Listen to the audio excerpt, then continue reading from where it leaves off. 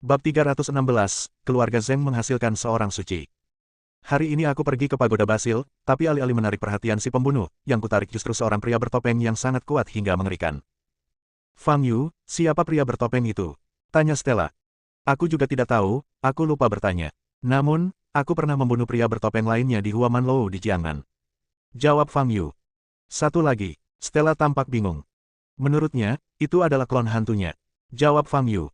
Klon? Klon apa? Stella semakin terkejut saat mendengar kata ini. Kau tidak akan mengerti bahkan jika aku memberitahumu, jadi mengapa kau bertanya begitu banyak? Fang Yu bertanya balik. Stella menggigit bibir merahnya dan menatap Fang Yu dengan marah, tetapi dia tidak bisa berbuat apa-apa. Jika tidak ada yang lain, aku pergi dulu, kata Fang Yu. Kemana kamu pergi? Tanya Stella. Kembali ke Huaibei, kemana lagi aku bisa pergi? Kata Fang Yu sambil berjalan keluar. Ketika sampai di pintu, dia berbalik dan berkata kepada Stella, ngomong-ngomong, saat kamu kembali ke ibu kota, jangan lupa beritahu Berlin untuk mengembalikan barang-barang yang kuberikan padanya untuk diamankan kepadaku. Aku mungkin akan membutuhkannya segera. Apa itu? Tanya Stella penasaran. Pedang, Fang Yu berkata dan berjalan keluar ruangan. Pukul 4 sore, Fang Yu kembali ke apartemennya di Nandu. Livia masih tinggal di Istana Frost dan mungkin tidak bisa pergi dalam waktu dekat. Saya pergi ke Pulau Kowloon dan mendapatkan banyak hal. Pertama, ia memperoleh esensi naga suci dan menyerapnya ke dalam tubuhnya. Kemudian, ia bertemu Yun Tian, sisa-sisa istana Xian, dan memperoleh banyak informasi dari ingatannya. Setelah itu, ada barang-barang yang diperoleh di puncak pagoda 9 lantai pagi ini. Memikirkan hal ini, Fang Yu mengeluarkan semua barang itu. Ia sangat penasaran dengan buku-buku rahasia ilmu bela diri yang terdapat pada benda-benda tersebut. Siapakah sebenarnya yang telah mengumpulkan begitu banyak teknik rahasia dari sekte kuno? Dari mana dia mendapatkan rahasia-rahasia ini? Fang Yu mengambil salah satu buku seni bela diri, membolak-baliknya dengan santai, dan melihat isinya. Dilihat dari isinya, tidak ada yang salah dengan buku seni bela diri ini, dan seharusnya ini merupakan peninggalan asli. Fang Yu melihat barang-barang lainnya lagi, banyak pil dan ramuan obat. Bagi para pendekar biasa, barang-barang tersebut memang merupakan barang bagus, dan jika dilelang, masing-masing dapat terjual dengan harga mahal. Tetapi bagi Fang Yu, itu tidak berpengaruh. Satu-satunya hal yang ia pedulikan adalah sumber buku-buku rahasia seni bela diri tersebut. Setelah berpikir sejenak tanpa hasil apapun, Fang Yu memasukkan kembali semua barang itu ke dalam tas penyimpanan dan menyimpannya. Dia berjalan ke balkon, melihat pemandangan di luar, dan memikirkan sisa-sisa istana Xian. Yun Tian yang kita temui kali ini kemungkinan besar adalah orang yang membunuh puluhan orang di Nandu. Alasan mengapa dia begitu haus darah kemungkinan besar karena jiwanya telah tertidur lelap dalam waktu yang lama, diserbu oleh roh jahat, dan memengaruhi pikirannya. Tapi bukan itu intinya. Satu-satunya fokus adalah kakak tertua Buffalo. Dari ingatan Yun Tian, Fang Yu tahu bahwa Buffalo adalah inti dari rencana kebangkitan istana Xian. Dia adalah satu-satunya yang dapat menghubungi jiwa lain, dan batu suci sekte tersebut juga ada di tangannya. Selama dia menemukannya, Fang Yu akan dapat menghancurkan sepenuhnya rencana istana Xian yang telah berlangsung lebih dari 2000 tahun. Menurut ingatan Yun Tian, Buffalo seharusnya menjadi orang pertama di antara jiwa-jiwa ini yang terbangun. Hanya ketika seseorang mencapai tahap jiwa baru lahir, batu suci sekte tersebut dapat diaktifkan. Menurut kemajuan Yun Tian dan Taylor serta orang lain yang pernah ditemuinya sebelumnya. Meskipun Buffalo belum mencapai tahap Naschen Sol, dia mungkin sudah sangat dekat. Memikirkan hal ini, permusuhan muncul dari dada Fang Yu, dan matanya dipenuhi dengan niat membunuh. Dia tidak tahu berapa banyak warisan istana Xian yang terkandung dalam batu suci sekte tersebut. Tetapi apapun yang terjadi, dia tidak akan membiarkan istana Xian bertahan di dunia. Buffalo, aku pasti akan menemukanmu. Fang Yu menatap ke kejauhan, matanya bersinar dengan cahaya kemasan. Pada malam hari, Fang Yu bermeditasi di lantai kamar. Setelah menyerap saripati naga, ada sesuatu yang tidak beres dalam tubuhnya. Meridian, dantian, dan pembuluh darah masih terasa panas. Meskipun perasaan ini tidak menyakitkan, namun tidak nyaman. Fang Yu melihat ke dalam dirinya, mencoba memeriksa apakah ada sesuatu yang salah di dalam tubuhnya. Kemudian, ia menemukan bahwa semua meridian di tubuhnya, termasuk dantiannya, bersinar dengan cahaya kemasan yang redup hingga tembus cahaya. Dan naga emas itu masih berputar mengelilingi dantian, tidak pernah berhenti. Fang Yu mencoba mengedarkan ki sejatinya selama satu siklus. Ketika energi sejati mengalir melalui meridian seluruh tubuh dan kembali ke dantian lagi, Fang Yu entah kenapa merasakan rasa nyaman. Pada saat ini, naga emas yang melayang di dantian tampaknya telah merasakan sesuatu dan kecepatan putarannya menjadi lebih cepat. Mungkinkah itu? Fang Yu mengedarkan ki sejatinya untuk siklus berikutnya. Kali ini, perasaan nyaman itu tetap ada, dan dia juga jelas merasakan bahwa cahaya kemasan di meridiannya menjadi lebih kuat. Fang Yu yakin akan hal ini. Esensi naga dewa belum sepenuhnya menyatu dengan tubuhnya. Sebelumnya, dia hanya menyerap saripati naga ke dalam tubuhnya. Pantas saja aku tidak bisa merasakan kekuatan naga. Secerca kegembiraan muncul di mata Fang Yu, dan dia mulai mengalirkan energi sejati dalam tubuhnya untuk lebih menyempurnakan esensi naga. Keesokan harinya, sebuah bom meledak di dunia seni bela diri Huaibei. Tetua Agung keluarga Zheng telah keluar dari pengasingannya dan berhasil menerobos ke alam martial Sein. Sang santo seni bela diri. Tidak ada pejuang yang tidak ingin mencapai alam ini.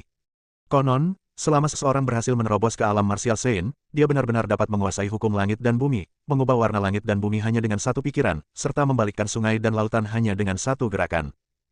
Di seluruh Huaibei, hanya sedikit orang yang mampu menerobos ke alam martial Sein. Karena energi spiritual di bumi semakin menipis, terakhir kali seseorang dipromosikan menjadi martial Sein adalah lebih dari 60 tahun yang lalu. Keluarga manapun yang dapat menghasilkan laki-laki kuat setingkat Sein bela diri, dapat langsung meningkatkan status keluarga tersebut ke jajaran keluarga seni bela diri teratas.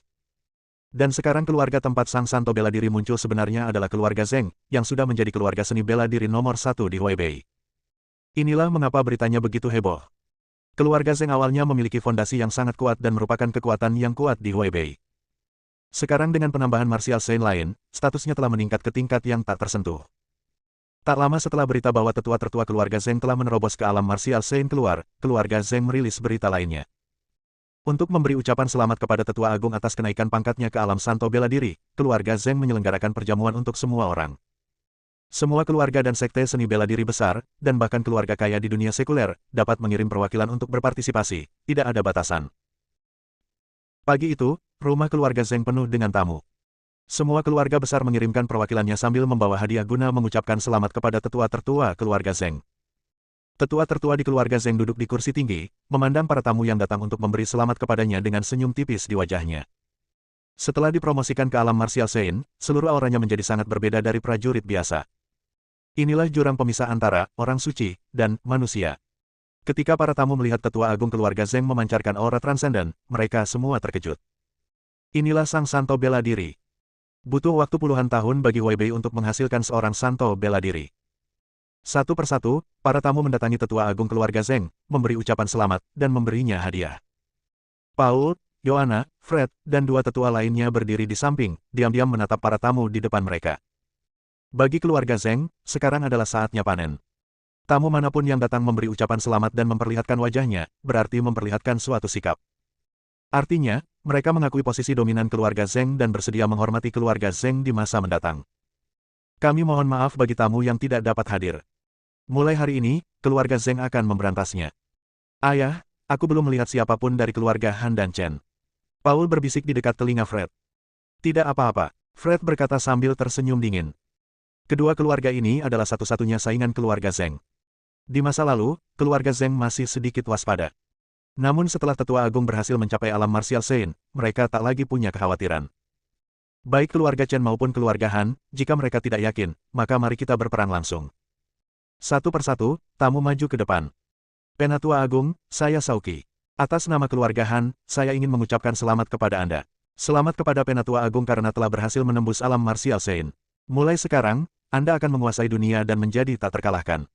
Sauki, mengenakan jubah mewah, berjalan maju, membungkuk sedikit, dan memberi hormat kepada tetua tertua keluarga Zheng.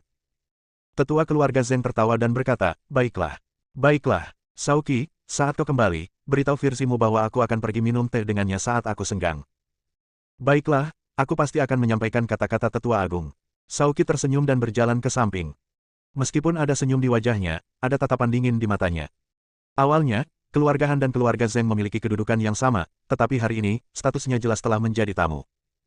Virzi yang disebutkan oleh tetua keluarga Zheng adalah tetua keluarga Han, seorang pria kuat di puncak seni bela diri yang setara dengan tetua keluarga Zheng di masa lalu.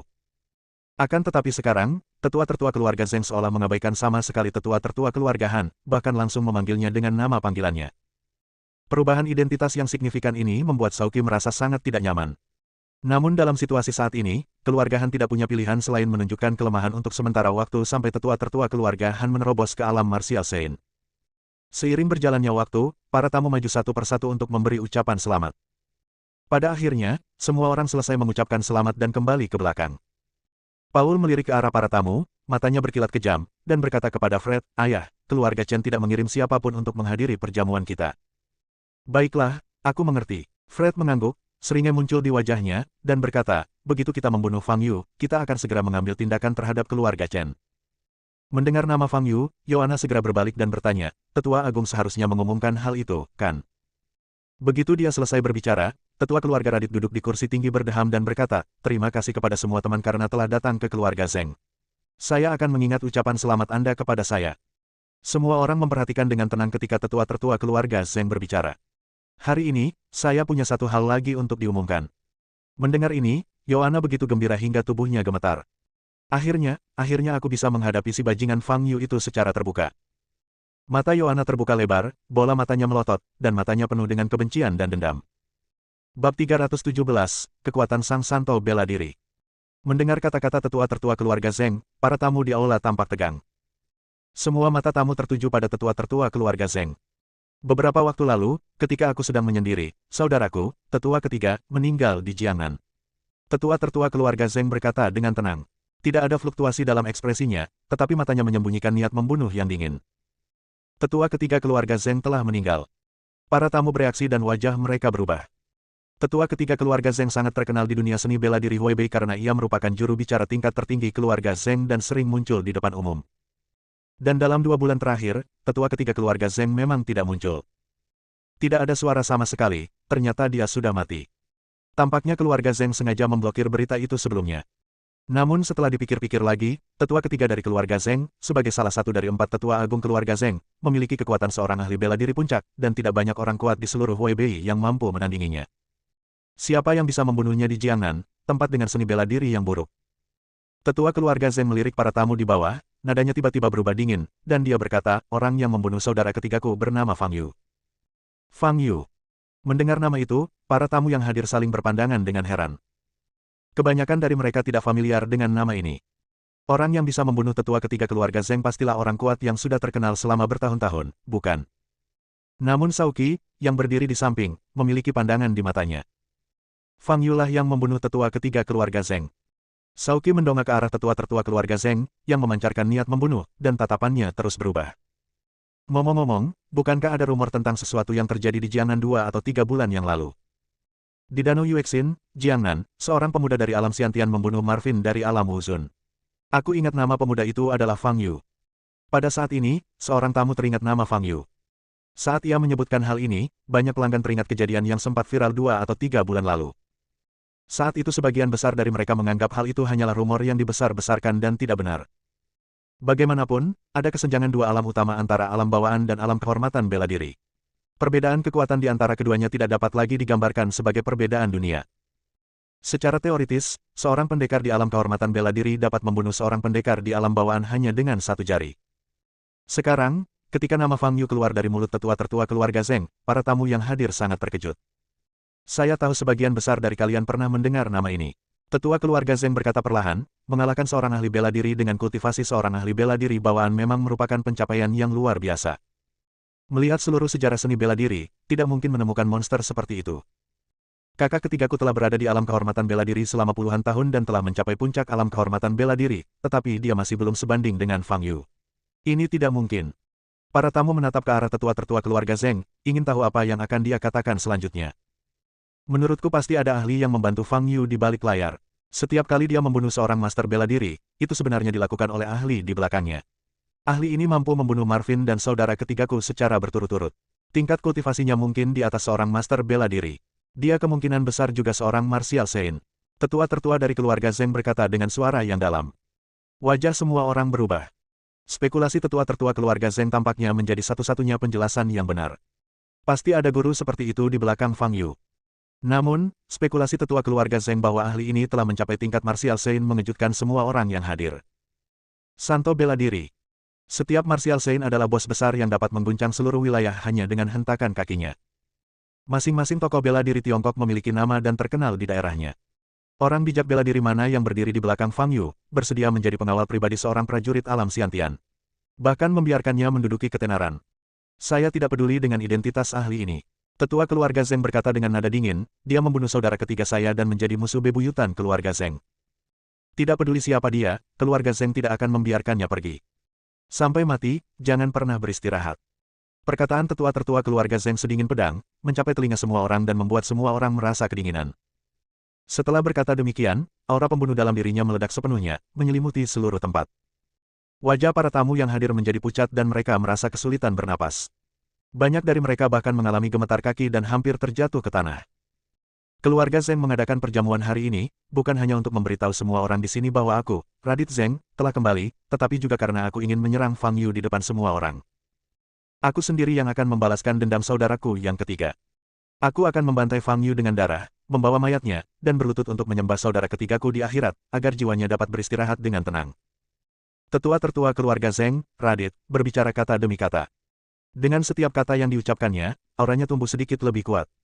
Saat dia mengucapkan kata terakhirnya, aura tetua keluarga Zheng mencapai puncaknya, dan meja serta kursi di aula sedikit bergetar.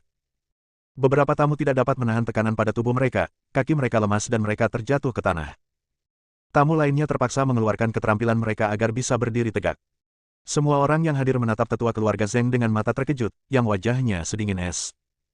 Inikah kekuatan seorang martial saint? Kata-kata ini saja dapat membuat orang terengah-engah. Saya harap Anda dapat menyampaikan kata-kata saya dan membantu saya menemukan Fang Yu di seluruh Tiongkok. Selama ada berita tentang Fang Yu, segera hubungi keluarga Zheng. Keluarga Zheng kami akan memberi Anda hadiah yang sesuai. Radit melanjutkan. Dimengerti. Tetua Agung, harap tenang, keluarga Liang kami pasti akan berusaha keras untuk menemukan Fang Yu. Kami dari keluarga Wen juga akan mematuhi perintah Tetua Agung. Keluarga Lu kami. Perwakilan dari setiap keluarga bergegas menyatakan keinginan mereka untuk berdiri di pihak keluarga Zheng.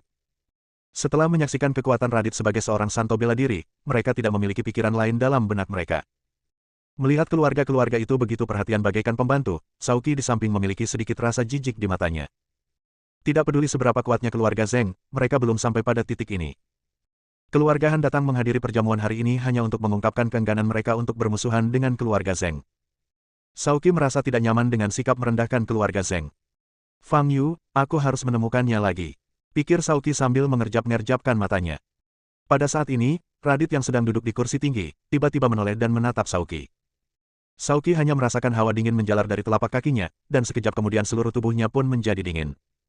Sauki, keluarga Hanmu juga harus membantu, kan? Tanya Radit sambil sedikit menyipitkan matanya. Sauki segera membungkuk dan berkata sambil tersenyum meminta maaf, tentu saja, Tetua Agung, keluarga Han kami pasti akan berusaha semaksimal mungkin untuk mencari Fang Yu dan menemukannya sesegera mungkin.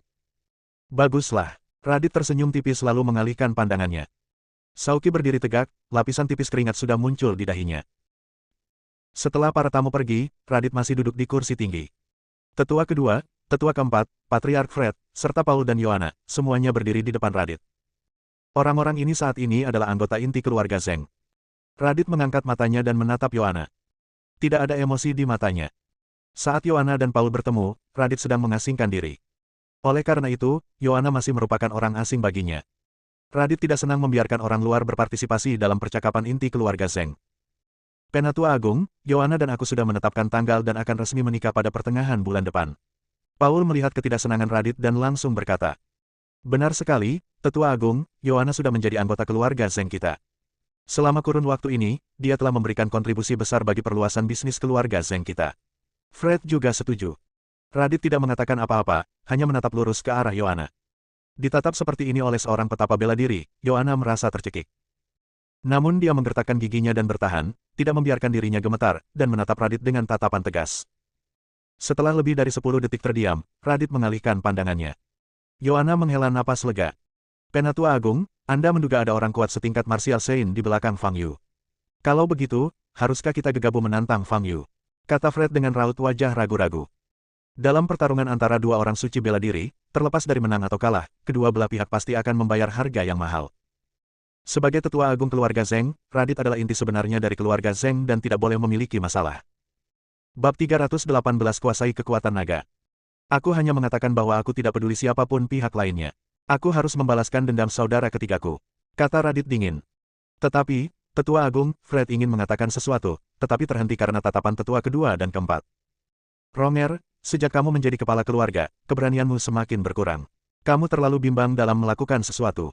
Ini bukan pertanda baik. Radit menatap Fred, menggelengkan kepalanya sedikit, dan berkata. Wajah Fred menjadi pucat dan biru, dan dia terdiam sesaat. Karena aku telah mengungkap pembunuhan saudara ketigaku ke publik, aku telah bersiap untuk membalas dendam. Keluarga Zheng kita memiliki fondasi yang sangat dalam. Bagaimana kita bisa menjaga nama baik kita jika kita bahkan tidak berani menyentuh seorang anak di alam bawaan? Kata Radit sambil mengangkat alisnya. Tetua Agung, saya hanya... Fred ingin menjelaskan. Aku tahu kekhawatiranmu, tetapi kamu harus percaya padaku dan fondasi keluarga Zheng kita.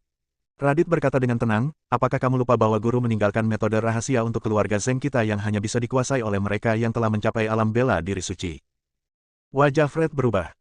Sebenarnya, aku berhasil menembus alam martial Saint setengah tahun yang lalu, dan selama 6 bulan pengasingan berikutnya, aku telah mencoba memahami teknik rahasia itu. Aku baru saja keluar dari pengasingan, dan akhirnya aku menguasai teknik itu hingga tingkat tertentu.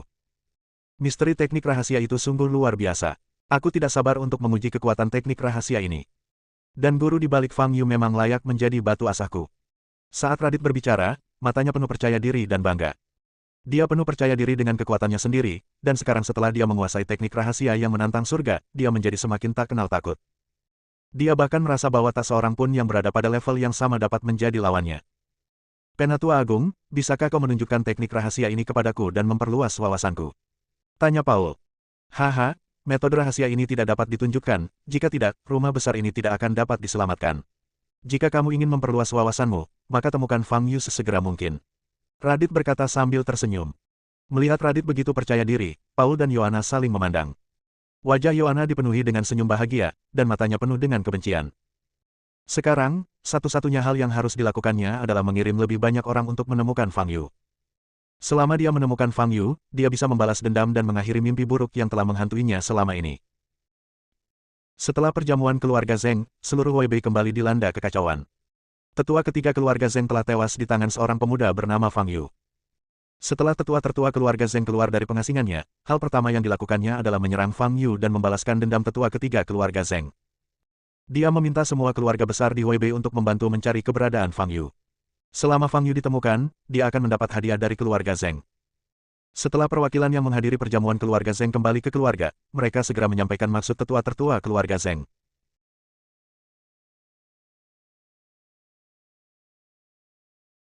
Berita ini seperti badai, melanda seluruh Weibei dalam waktu yang sangat singkat, baik itu dunia sekuler maupun dunia seni bela diri. Bahkan wilayah Jiangnan yang jauh pun terkena dampaknya. Pada hari ini, orang-orang di setiap keluarga dan setiap mulut membicarakan keluarga Zheng dan Fang Yu. Pada saat yang sama, setiap keluarga mengirimkan pasukannya sendiri untuk mencari Fang Yu di seluruh Weibei dan bahkan di seluruh Tiongkok. Sementara keadaan di luar sedang berlangsung, Fang Yu berada di apartemennya, terus menyempurnakan kekuatan naga. Untuk menghindari gangguan, dia mematikan telepon genggamnya dan melemparkannya di atas meja di ruang tamu. Pekerjaan yang lambat akan membuahkan hasil yang baik. Butuh waktu untuk menyempurnakan kekuatan naga, jadi Fang Yu tidak terburu-buru. Tak lama kemudian, sebulan pun berlalu. Selama periode waktu ini, seluruh Weibei mencari keberadaan Fang Yu. Karena Fang Yu tidak pernah meninggalkan apartemennya, mereka yang ingin mencarinya tidak tahu di mana menemukannya.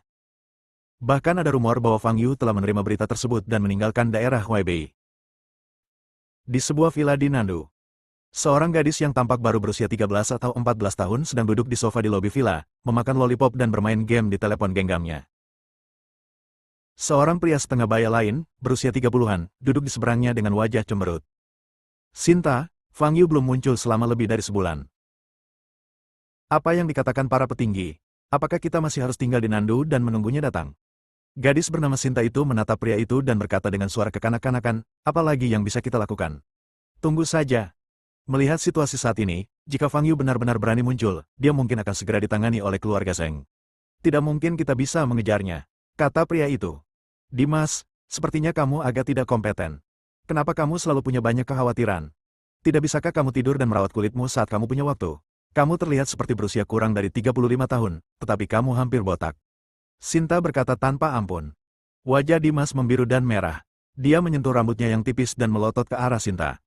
Gadis ini mempunyai wajah bak bidadari yang cantik, tetapi kata-kata yang diucapkannya selalu setajam pisau.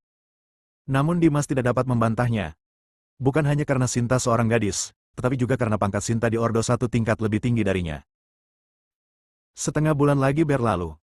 Fang Yu selesai memurnikan sisa kekuatan naga di tubuhnya dan membuka matanya. Kalau ada yang masuk ke kamar Fang Yu, mereka akan terkejut tak bisa berkata apa-apa oleh pemandangan di kamar itu. Pada saat ini, seluruh tubuh Fang Yu bersinar dengan cahaya kemasan yang menyilaukan. Seekor naga emas sedang mengitari tubuhnya. Fang Yu sedang bermeditasi di udara, Pupil matanya menyala bagai api, bersinar terang. Kekuatan naga suci telah terintegrasi sepenuhnya ke dalam tubuh Fang Yu. Setiap inci daging dan darah Fang Yu, termasuk energi sejatinya, sekarang membawa aura naga ilahi. Menyempurnakan kekuatan naga suci lebih lanjut sama saja dengan menempa tubuh untuk ke-102 kalinya. Tubuh saya saat ini. Fang Yu menatap tangannya, matanya bergerak sedikit. Setelah beberapa saat, dia menarik kembali sepenuhnya energi sebenarnya dalam tubuhnya. Cahaya kemasan yang menyilaukan di ruangan itu dan naga emas yang menyesakkan itu menghilang.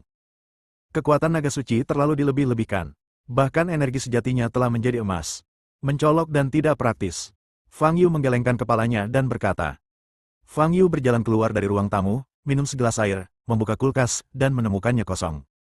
Lapar dan haus, dia memutuskan turun untuk makan sesuatu. Sebelum pergi, dia mengambil telepon genggamnya yang telah dimatikan selama lebih dari sebulan dan menyalakannya. Begitu dia menyalakan teleponnya, Fang Yu melihat lusinan rekaman panggilan tak terjawab. Stella, Luan, Juan, Clara, Jaden, Amelia. Hampir semua orang yang dikenalnya meneleponnya. Apa yang sedang terjadi? Meskipun retret ini memakan waktu lama, seharusnya tidak banyak orang yang mencarinya, bukan? Fang Yu memikirkannya dan menelepon Luan kembali terlebih dahulu. Secara umum, Luan akan mencarinya untuk masalah serius. Panggilan itu tersambung dengan cepat.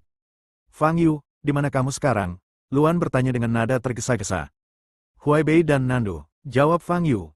Di Nandu, bulan ini, kau tahu apa yang terjadi? Luan berhenti sejenak dan bertanya. Apa yang terjadi? Aku sudah lama menyendiri. Fang Yu bertanya. Keluarga Zheng Huaibei, saat ini sedang mencari keberadaanmu. Tetua tertua keluarga Zheng telah menerobos ke alam martial Sein dan secara khusus menyerukan balas dendam pada tetua ketiga keluarga Zheng. Tidak hanya keluarga Zheng, tetapi semua keluarga besar di Huaibei sekarang sedang mencarimu. Kata Luan dengan penuh semangat. Keluarga Zheng? Fang Yu mengangkat alisnya, teringat pada tetua ketiga keluarga Zheng yang ditemuinya di Asosiasi Seni Bela Diri Jiangnan. Beberapa waktu lalu, dia bertanya-tanya mengapa tidak ada kabar dari keluarga Zheng selama ini. Baiklah, aku mengerti, jawab Fang Yu. Apa yang harus kamu lakukan? Jika kamu tidak ingin berhadapan langsung dengan keluarga Zheng, kamu dapat segera kembali ke Jiangnan. Marskal Xia akan mengaturnya untukmu, kata Luan. Tidak apa-apa. Kalau mereka ingin menemuiku, datang saja. Aku hanya sedang bosan akhir-akhir ini, kata Fang Yu. Apakah kamu yakin ingin melakukan ini? Kekuatan keluarga Zheng. Luan berkata di tengah jalan dan berhenti berbicara. Dia tahu kekuatan dan karakter Fang Yu, jadi tidak ada gunanya berbicara lebih banyak. Aku sudah mengatakan semua yang seharusnya kukatakan. Terserah padamu untuk memutuskan apa yang harus dilakukan. Setelah mengatakan itu, Luan menutup telepon. Fang Yu mengambil telepon, berjalan menuruni tangga perlahan, dan secara selektif menelepon kembali. Bukankah kau ingin mendapatkan kembali pedang itu? Mengapa kau tiba-tiba kehilangan kontak? Stella berkata dengan tidak senang. Aku menyendiri selama beberapa waktu. Di mana pedangku sekarang? Tanya Fang Yu. Bab 319, pergi ke rumah Zheng. Masih ada di rumahku. Kalau kamu menginginkannya, aku akan meminta seseorang untuk mengirimkannya sekarang juga, kata Stella. Fang Yu memberitahu Stella alamatnya. Saya akan meminta Steve untuk mengantarkannya. Kebetulan dia sedang senggang akhir-akhir ini, kata Stella. Baiklah, kata Fang Yu, dan hendak menutup telepon. Saya dengar keluarga Zheng akan mengambil tindakan. Tanya Stella. Ya, aku juga baru mengetahuinya. Jawab Fang Yu.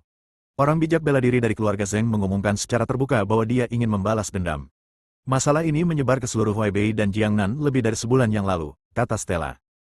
Baiklah, Fang Yu keluar dari lift dan berjalan keluar dari komunitas. Kau tidak butuh bantuan, kan? Stella bertanya lagi.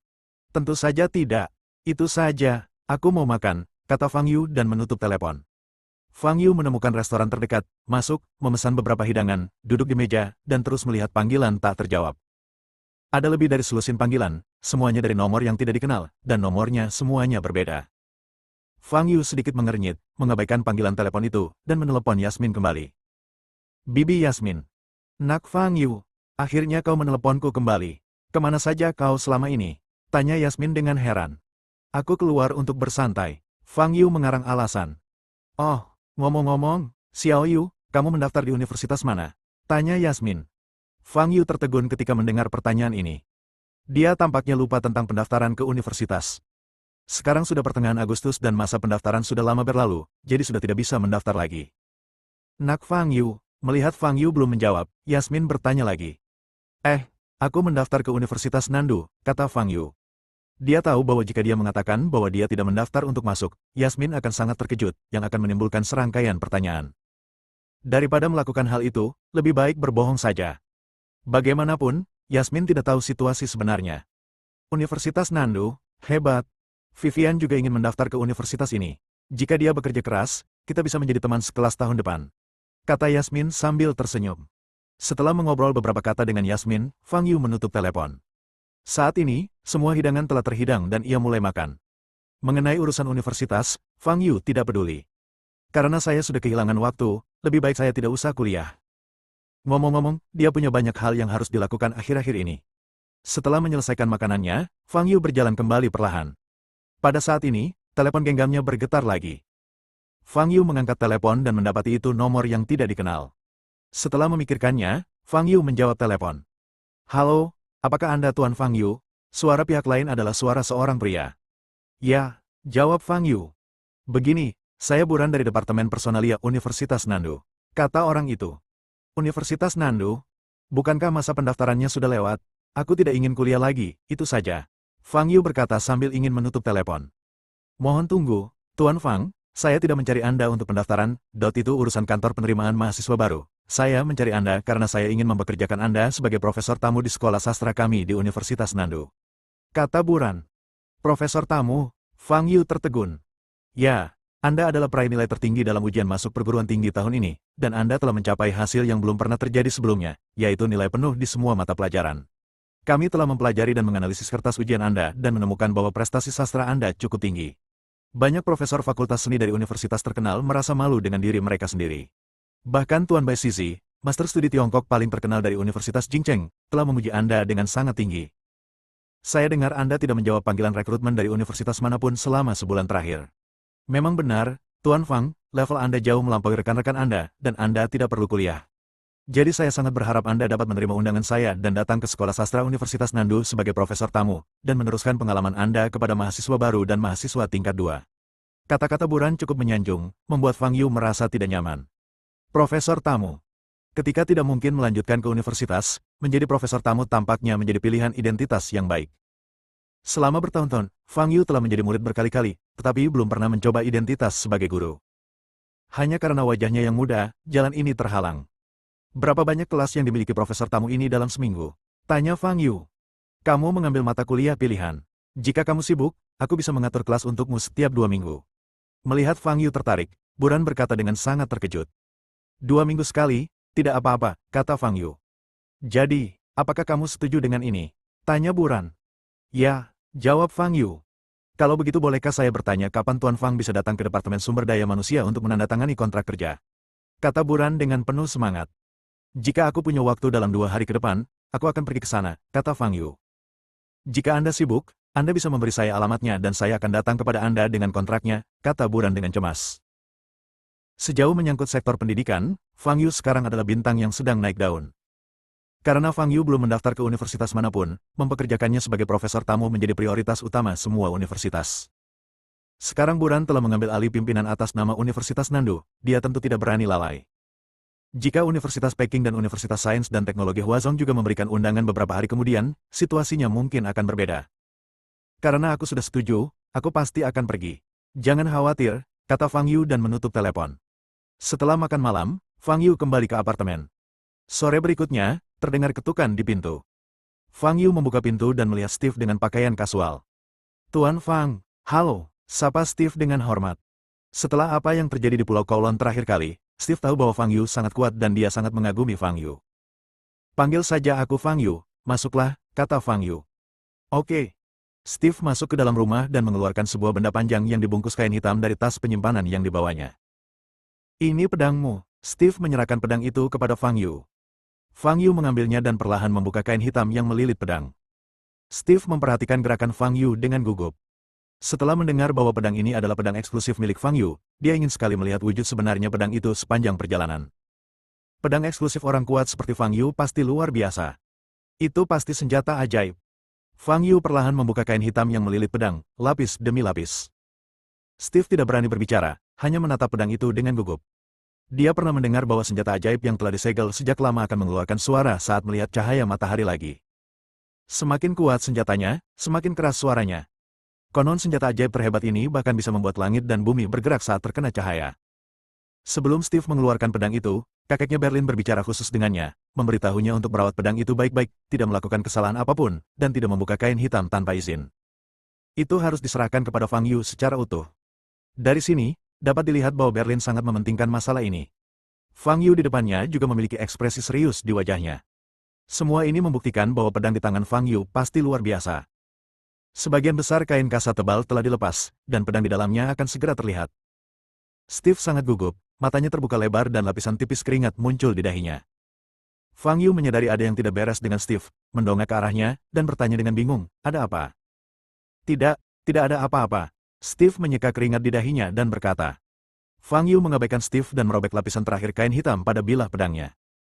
Penampakan sebenarnya pedang ini akhirnya terungkap. Ketika Steve melihat pedang itu, ekspresinya berubah. Itu berbeda dari senjata ajaib tak tertandingi yang dia bayangkan. Fang Yu memegang pedang patah di tangannya, hanya tersisa setengah bilahnya dan retakannya bergerigi. Pedang itu tertutup karat, terutama pada gagangnya, yang telah teroksidasi dan berubah menjadi hitam. Akibat karat, bilah pedang patah ini tampak tumpul dan tidak tajam sama sekali. Pedang yang patah itu kembali melihat cahaya tanpa mengeluarkan suara apapun. Kelihatannya lebih seperti sampah yang dibuang sembarangan. Ini. Steve tercengang. Berlin sangat menghargainya sehingga dia mengiriminya pedang berkarat dan rusak dari jauh. Masih bisa digunakan dan terawat dengan baik. Fang Yu memainkan pedang patah itu sambil tersenyum. Setelah beberapa saat, dia memasukkan pedang patah itu ke dalam tas penyimpanannya dan berjalan keluar pintu. Tuan Fang, kemana Anda pergi? Steve tersadar dan bertanya. Pedang itu sudah lama disimpan. Kita harus menggunakannya untuk mengayunkannya, kalau tidak pedang itu akan patah, kata Fang Yu. Di mana kau akan berlatih pedang? Aku akan ikut denganmu, kata Steve dengan wajah serius. Setelah menyaksikan kemahiran pedang Fang Yu, dia ingin belajar sesuatu dari Fang Yu. Pergi ke rumah Zheng, kata Fang Yu ringan, berbalik dan berjalan keluar rumah. Bab 320, Undangan Kedua Sauki. Keluarga Zheng. Steve tertegun, lalu wajahnya berubah. Dia telah mendengar tentang masalah ini ketika dia berada di ibu kota. Keluarga Zheng mengerahkan semua keluarga besar di Huaibei untuk mencari Fang Yu, untuk membalas kematian tetua ketiga keluarga Zheng. Sekarang Fang Yu membawa pedang patah itu ke keluarga Zheng. Apakah dia akan menghadapi keluarga Zheng secara langsung? Steve berdiri di sana dengan linglung, wajahnya terus berubah. Kemudian dia mendapati Fang Yu sudah keluar dari rumah, jadi dia segera mengikutinya. Duduk di dalam lift, Steve memandang Fang Yu yang tampak tenang, dan bertanya, Tuan Fang. Apakah Anda benar-benar akan pergi ke keluarga Zheng? Mungkinkah itu palsu? Fang Yu mengangkat alisnya dan berkata. Tapi, mata Steve terkejut. Dia ingin mengatakan sesuatu tetapi tidak tahu harus berkata apa. Keluarga Zheng sangat terkenal di Huaibei dan dikenal sebagai keluarga seni bela diri nomor 1 di Huaibei. Berita terkini bahwa Radit, tetua tertua keluarga Zheng, berhasil menerobos ke alam martial Sein telah mengejutkan seluruh dunia seni bela diri Tiongkok. Dapat dikatakan bahwa keluarga Zheng sedang berada di puncaknya. Bahkan dapat dikatakan jika keluarga Zheng ditempatkan di ibu kota, mereka akan masuk dalam kategori keluarga kelas menengah. Meskipun Fang Yu sangat kuat, dia hanyalah satu orang. Lawan, keluarga Zheng, memiliki seorang santo bela diri yang kuat dan memiliki fondasi yang sangat dalam. Secara historis, kebanyakan orang yang menentang keluarganya sendiri tidak akan berakhir dengan baik. Apa yang ingin kau katakan? Fang Yu bertanya sambil menatap Steve yang masih ragu untuk berbicara. Kuharap Tuan Fang tidak keberatan dengan apa yang kukatakan. Bukankah terlalu impulsif untuk pergi langsung ke keluarga Zheng? Steve berkata sambil tersenyum paksa. Tidak apa-apa, mereka sudah mencariku selama lebih dari sebulan. Jika aku tidak berinisiatif mencari mereka hari ini, cepat atau lambat mereka akan menemukanku. Fang Yu berkata sambil meregangkan tubuhnya, aku sudah tidak aktif selama lebih dari sebulan, jadi sekarang saat yang tepat untuk berolahraga. Melihat ekspresi Fang Yu yang tenang dan malas, Steve menutup mulutnya. Jelaslah bahwa Fang Yu sama sekali tidak menganggap serius keluarga Zheng. Ketika Steve keluar dari lift apartemen dan menuju keluar komunitas, dia sengaja memperlambat langkahnya, mengeluarkan ponselnya, dan menelepon kakeknya Berlin. Situasi saat ini bukanlah sesuatu yang dapat dia tangani, dan dia tidak dapat menghentikan Fang Yu, jadi dia hanya bisa bertanya pada Berlin. Kakek, aku sudah memberikan pedang itu kepada Tuan Fang, kata Steve. Baiklah, apakah dia mengatakan sesuatu? Tanya Berlin. Ya, dia sekarang memegang pedang dan akan pergi ke keluarga Zheng. Steve berkata dengan suara rendah sambil menatap Fang Yu yang berjalan di depan. Oh, pergi ke keluarga Zheng? Berlin jelas tertegun sejenak, lalu tersenyum dan berkata, sepertinya dia tidak akan bersikap rendah hati lagi. Kakek, apa yang harus aku lakukan? Tanya Steve. Apa yang ingin kamu lakukan? Berlin bertanya balik. Apakah kita akan membiarkan Tuan Fang pergi ke keluarga Zheng begitu saja? Tanya Steve dengan heran. Tentu saja, ini keputusannya dan tidak ada seorang pun yang dapat menghentikannya, kata Berlin. Baiklah, aku ingin belajar sesuatu darinya, menurutmu tidak apa-apa? Tanya Steve ragu-ragu. Haha, tentu saja bisa, tapi kemungkinan besar kamu tidak akan belajar apapun. Berlin tertawa. Setelah menutup telepon, Steve segera mengikuti jejak Fang Yu. Mereka berdua hanya berjalan-jalan di jalan. Memikirkan situasi yang mungkin dihadapinya nanti, Steve merasa sedikit gugup, namun sangat gembira. Dia yakin Fang Yu memiliki kekuatan yang menyaingi seorang martial saint. Dengan kata lain, saat dia tiba di keluarga Zheng nanti, dia akan bisa melihat pertarungan antara dua orang bijak bela diri itu dari dekat. Pertarungan antara martial saint pastinya akan menggemparkan. Tetapi pada saat yang sama, Steve sedikit khawatir. Fang Yu bertarung dengan tetua agung keluarga Zheng, yang merupakan masalah antara dua prajurit. Namun di belakang tetua tertua keluarga Zheng adalah seluruh keluarga Zheng. Tidaklah berlebihan jika dikatakan bahwa kekuatan keluarga Zheng di Huaibei begitu besar sehingga dapat menutupi langit dengan satu tangan. Dengan cara ini, tidak akan ada keadilan dalam pertarungan yang akan datang. Bahkan jika Fang Yu dapat mengalahkan tetua agung keluarga Zheng, dia masih akan menarik kepungan dari anggota keluarga Zheng lainnya, dan bahkan dari semua keluarga seni bela diri utama di Huaibei.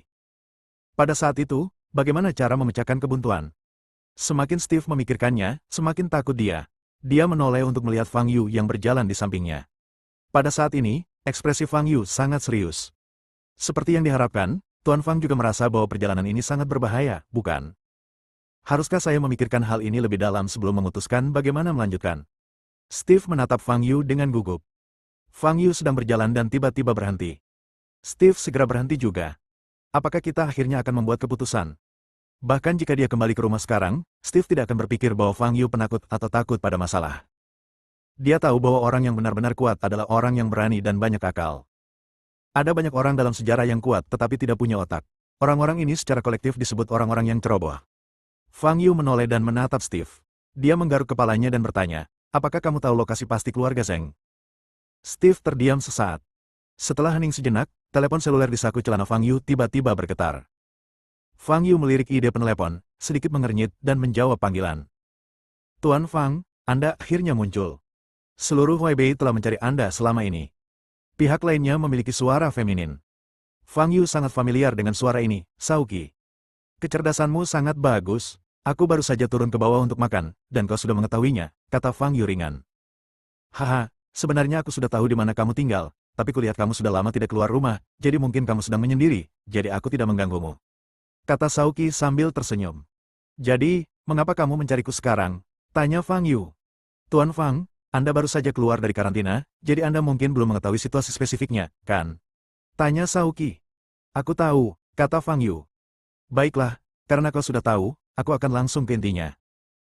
Keluarga Zheng saat ini sedang mencarimu dengan sekuat tenaga. Begitu mereka mendapat kabar tentangmu, mereka akan segera bertindak. Saya tahu Anda sangat kuat, Tuan Fang, bahkan mungkin setara dengan seorang martial saint. Namun, yang ingin saya sampaikan adalah lawan Anda bukan hanya martial saint, tetapi seluruh keluarga Zheng. Bila perlu, keluarga seni bela diri lain di Huaibei juga akan membantu keluarga Zheng. Kata Sauki. Jadi aku harus bekerja sama dengan keluarga Hanmu untuk melawan keluarga Zheng. Tanya Fang Yu. Tuan Fang, ini memang satu-satunya cara yang dapat Anda tempuh saat ini. Untuk melawan keluarga seni bela diri, Anda harus memiliki keluarga yang mendukung Anda. Jika tidak, Anda akan kalah jumlah, kata Sauki. Nada suaranya percaya diri. Menurutnya, mengingat situasi saat ini, selama Fang Yu adalah orang yang cerdas, dia akan memilih untuk bekerja sama dengan keluarga Han mereka. Jika tidak, hanya ada satu jalan keluar, kematian. Apakah Anda tahu alamat pasti keluarga Zheng? Saat Sauki sedang menunggu jawaban Fang Yu tiba-tiba menanyakan pertanyaan ini. Sauki tertegun sejenak, lalu menjawab, tentu saja aku tahu. Tolong kirim alamat keluarga Zheng ke ponselku, kata Fang Yu. Sauki terdiam beberapa saat, lalu bertanya, apa yang ingin kamu lakukan? Pergi ke rumah Zheng, jawab Fang Yu. Setelah mendengar ini, Sauki terdiam beberapa detik sebelum berkata, apakah kamu yakin ingin pergi sendiri? Cukup, kata Fang Yu. Kalau begitu, anggap saja aku tidak menelepon. Semoga berhasil, aku akan mengirimkan alamatnya. Setelah mengatakan itu, Sauki menutup telepon. 1 menit kemudian, Fang Yu menerima pesan teks di ponselnya, dan isi pesan teks itu adalah sebuah alamat. Huaibei, yang berbatasan dengan bagian utara kota di sebelah timur, adalah tanah milik keluarga Zheng. Setelah mengetahui alamatnya, Fang Yu menoleh ke arah Steve dan bertanya, apakah kamu yakin ingin pergi bersamaku? Steve tidak ragu-ragu dan langsung menjawab, iya. Selama Tuan Fang tidak keberatan. Dia mengikuti Fang Yu bukan hanya untuk mempelajari banyak hal, tetapi juga untuk memiliki rencana cadangan. Jika Fang Yu benar-benar mendapat masalah, Steve ada di sisinya dan masih ada kesempatan baginya untuk mengulurkan tangan membantunya. Meskipun kekuatannya jauh lebih rendah daripada Fang Yu, keluarga Qin tetap mendukungnya. Berlin tidak pernah menjelaskan tentang membantu Fang Yu, tetapi Steve tahu dia harus melakukannya. Jika Fang Yu tidak ada di sana selama perjalanan ke Pulau Jiulong, dia dan Stella mungkin akan berada dalam bahaya besar. Anugerah menyelamatkan nyawa harus dibalas. Itulah prinsip menjadi manusia. Baiklah, ayo berangkat, kata Fang Yu. Huai Bei, keluarga Han. Sauki meletakkan teleponnya, berdiri, dan mondar-mandir di ruang kerjanya. Ekspresinya terus berubah, terkadang bingung, terkadang terkejut, dan terkadang dingin. Namun pada akhirnya, senyum muncul di wajahnya. Meskipun aku mungkin kehilangan bidak catur yang penting, aku dapat menggunakan kesempatan ini untuk melihat kekuatan keluarga Zheng. Sauki menyentuh dagunya, matanya berkilat dingin. Jika kedua belah pihak menderita kerugian, itu akan menjadi yang terbaik. Bersambung.